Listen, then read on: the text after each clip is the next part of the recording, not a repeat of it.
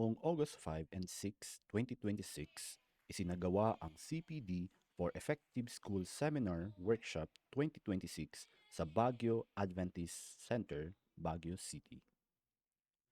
Dinaluhan ito ng mga educators at school leaders mula sa iba't ibang Adventist schools upang mapalawak ang kanilang kaalaman at skills sa effective school leadership and administration. So this is my topic today, but then Sa loob ng 2 araw, naging bahagi ng programa ang iba't ibang presentations, discussions, at activities na nakatuon sa pagpapabuti ng school management, leadership, curriculum, planning, at decision making.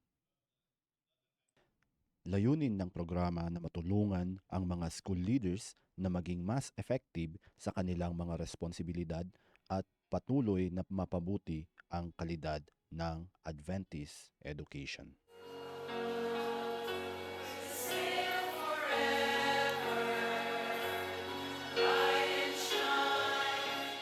Sa pamamagitan ng ganitong mga training at seminars, nabibigyan ang mga educators ng pagkakataong matuto, makipagpabahagi ng experiences at magkaroon ng mga bagong ideas na maaaring magamit sa kanilang mga paaralan.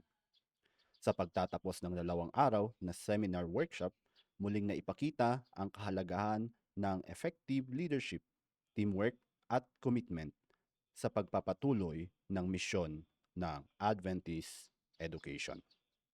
It says there, and whatever you do it heartily as the Lord and not to man.